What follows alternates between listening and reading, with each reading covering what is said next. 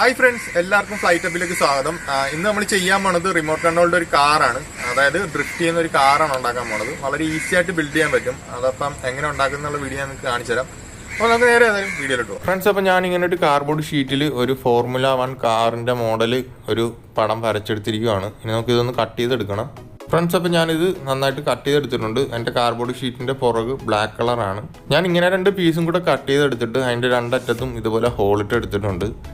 ഇത് നമുക്ക് steering system ഉണ്ടാക്കാൻ വേണ്ടിയിട്ടാണ് ഫ്രണ്ട്സ്. അപ്പോൾ നമ്മൾ കട്ട് ചെയ്ത് ഹോളിട്ട് എടുത്തിരിക്കുന്ന ആ ഒരു പീസ് നമ്മൾ ഈ കാറിൻ്റെ ഫ്രണ്ടിലെ ഈ ഒരു ഭാഗത്തായിട്ട് വെച്ച് നമ്മൾ ഒട്ടിച്ചു കൊടുക്കാൻ പോവാണ്.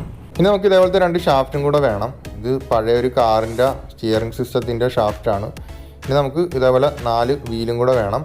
നമ്മളിനി 2 വീല് ഈ ഫ്രണ്ടിലെ നമ്മുടെ സ്റ്റിയറിംഗ് സിസ്റ്റത്തിൻ്റെ ഷാഫ്റ്റിലോട്ട് കയറ്റിയിട്ട് കൊടുക്കാൻ പോവാണ്.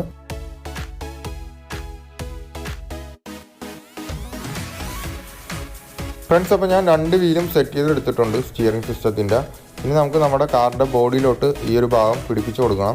ഇനി നമ്മുടെ സ്റ്റിയറിംഗ് സിസ്റ്റം നേരത്തെ നമ്മൾ ഇട്ട് വെച്ചിരിക്കുന്ന ഹോളിലോട്ട് അതിൻ്റെ ഒരു ലെഗ് ഇതേപോലെ കയറ്റി വെച്ച് കൊടുക്കണം. നമ്മൾ കട്ട് ചെയ്ത് വെച്ചിരിക്കുന്ന ഈ ഒരു പീസ് നമ്മൾ ഈ സ്റ്റിയറിംഗ് സിസ്റ്റത്തിൻ്റെ മേലോട്ട് ചാടി നിൽക്കുന്ന ഈ 2 ലെഗിലോട്ടും ആ ഹോള് കയറ്റിയിട്ട് കൊടുക്കണം. അതിനുശേഷം അവിടെ വെച്ച് നന്നായിട്ട് ഒട്ടിച്ചു കൊടുക്കണം ആ പീസ്. ഫ്രണ്ട്സ്, അപ്പോൾ എൻ്റെ കയ്യിൽ പഴയൊരു ഗിയർ ഇരിപ്പുണ്ട്. ഞാനതൊരു ഇതേപോലെ ഒരു കമ്പിയിലോട്ട് കയറ്റിയിട്ട് കൊടുക്കാൻ പോവാണ്. അതിനുശേഷം കുറച്ച് ഗ്ലൂ കൊണ്ട് ആ ഒരു ഭാഗം ഒട്ടിച്ച് ഉറപ്പിച്ച് വെക്കണം. അപ്പോൾ എൻ്റെ കയ്യിലൊരു റബ്ബറിൻ്റെ ഒരു കുഴലിൻ്റെ ഒരു പീസ് ഇരിക്കുകയാണ്. ഇത് നമ്മുടെ ആ കമ്പിയിലോട്ട് കയറ്റിയിടണം. എന്തിനാണെന്ന് വെച്ച് കഴിഞ്ഞാൽ അത് ഫ്രീ ആയിട്ട് കിടന്ന് കറങ്ങാൻ വേണ്ടിയിട്ടാണ് കമ്പി. ഇനി നമ്മൾ കമ്പിയുടെ 2 അറ്റത്തോട്ടും 2 ടയർ കയറ്റിയിട്ട് കൊടുക്കാൻ പോവാണ്.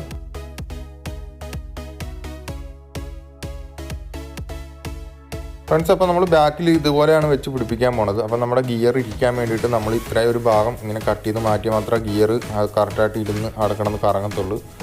അപ്പോൾ ഞാൻ ആ ഒരു ഭാഗം കറക്റ്റായിട്ട് കട്ട് ചെയ്ത് മാറ്റിയിട്ടുണ്ട് ഫ്രണ്ട്സ്. അപ്പോൾ നമുക്ക് ആ ഒരു ഭാഗത്തോട്ട് നമ്മുടെ ബാക്കിലെ വീല് പിടിപ്പിക്കണം. അപ്പം ഇങ്ങനെ വെച്ചിട്ട് നമ്മുടെ ആ കറുപ്പ് കളറിലെ ആ കുഴലിലോട്ട് നമ്മൾ പശയിട്ട് ഒട്ടിച്ച് കൊടുക്കാൻ പോവാണ്. പിന്നെ അത് സ്ട്രോങ് ആയിട്ട് അവിടെ ഇരുന്നോളും, വീല് ഫ്രീ ആയിട്ട് കറങ്ങുകയും ചെയ്യും. ഇനി നമുക്ക് ഇതുപോലൊരു DC മോട്ടർ കൂടെ വേണം.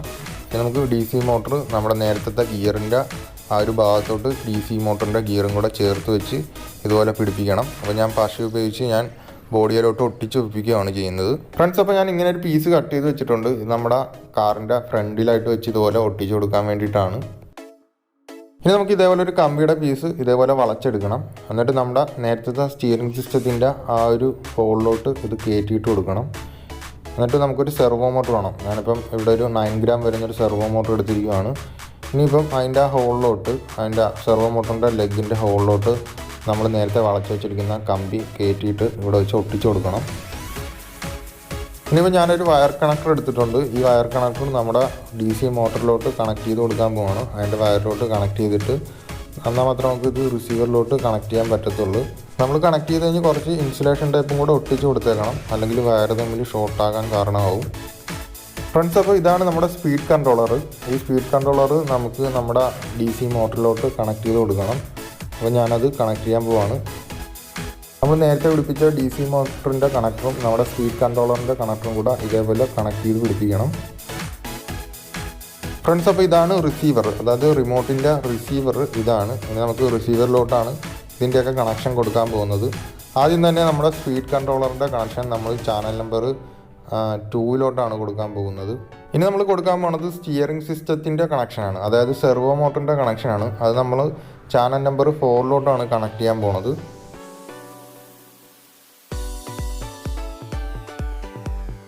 ഫ്രണ്ട്സ്, അപ്പോൾ നമ്മൾ കണക്ഷനൊക്കെ കൊടുത്ത് ഇനി നമുക്ക് നമ്മുടെ സ്പീഡ് കൺട്രോളറും ഈ കിടക്കുന്ന വയറെല്ലാം കൂടെ ഒതുക്കി ഒന്ന് ടൈറ്റ് ചെയ്ത് കൊടുക്കാൻ പോവാണ് ഫ്രണ്ട്സ്. അപ്പോൾ നമ്മൾ ടൈ അടിച്ച് വെച്ചിരിക്കുന്ന ഭാഗം ഇവിടെ വെച്ച് ഒട്ടിച്ച് കൊടുക്കണം ഫ്രണ്ട്സ്. അപ്പോൾ ഇതുപോലെ ഒരു പീസ് കട്ട് ചെയ്ത് ഞാൻ ബാക്കിൽ ഒട്ടിക്കാൻ പോവാണ്. എന്നാൽ മാത്രമേ നമുക്കൊരു ഫോർമുല 1ൻ്റെ മോഡൽ ആക്കിയെടുക്കാൻ പറ്റത്തുള്ളൂ.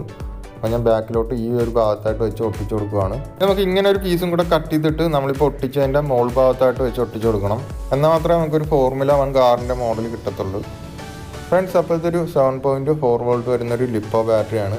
ഇനി നമുക്ക് ഈ ബാറ്ററി നമ്മുടെ കാറിലോട്ട് പിടിപ്പിച്ച് കൊടുക്കണം. അതിനായിട്ട് ഞാൻ ഡബിൾ സൈഡ് ടേപ്പ് ഒട്ടിച്ചിട്ടാണ് ഞാൻ കാറിലോട്ട് ഒട്ടിച്ച് വെക്കുന്നത്.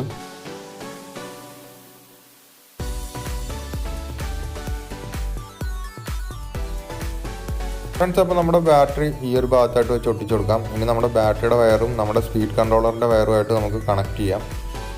ഫ്രണ്ട്സ്, അപ്പം ഈ റിമോട്ടിൻ്റെ ഒരു FS-i6 എന്നാണ്. ഈ റിമോട്ട് ഉപയോഗിച്ചാണ് നമ്മൾ കാറിനെ കൺട്രോൾ ചെയ്യാൻ പോകുന്നത്. ഫ്രണ്ട്സ്, അപ്പോൾ നമ്മുടെ സ്റ്റിയറിംഗ് സിസ്റ്റം ഒക്കെ വർക്ക് ചെയ്യുന്നുണ്ട്, നമ്മുടെ ബാക്കിലെ വീലും വർക്ക് ചെയ്യുന്നുണ്ട്. നമുക്കിതൊന്ന് ടെസ്റ്റ് ഡ്രൈവ് ചെയ്ത് നോക്കാം.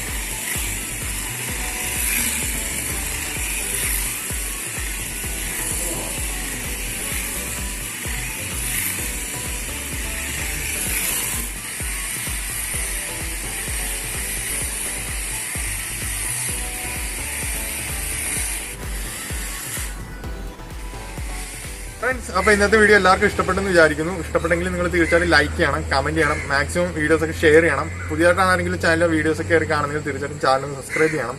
നമുക്ക് അടുത്തൊരു വീഡിയോ കാണുന്നവരേക്കും ബൈ.